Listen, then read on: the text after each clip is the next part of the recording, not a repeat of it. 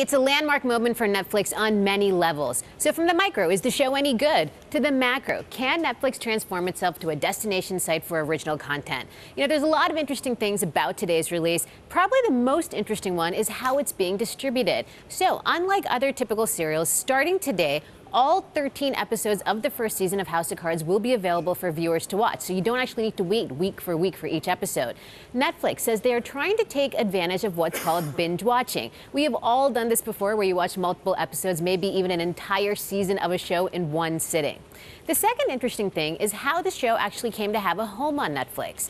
Netflix actually has a ton of information about its viewers. CEO Reed Hastings says its database is deeper than HBO's, even Amazon's, and it actually used the data to figure out that there is a large audience for political thrillers with a star like Kevin Spacey. So they took all of that data, justified the reported $100 million price tag for the show, and that's how it actually came to be on Netflix. And it's interesting because if this is actually successful, Netflix may now have the upper hand when it comes to buying other shows. In fact, the company says it used a very similar analysis to resurrect Arrested Development on Netflix, Betty.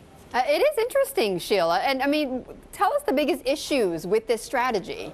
Yeah, I think what people are really watching most, what the biggest question mark is going to be, is whether this distribution of all episodes at once is going to work in their favor or not. There is a good chance that people just sign up for the service, binge watch it all in one sitting over a weekend, and then quit the service after that. Remember, you do get a free month when you sign up for Netflix. Also, here's the other thing. We may never exactly know how well this all turns out for Netflix. Netflix, of course, not part of Nielsen, so there's no public ratings. We're just going to have to go off of what the company says. But Betty, got to tell you, everyone is talking about this one today. I'm actually going to check out House of Cards tonight myself.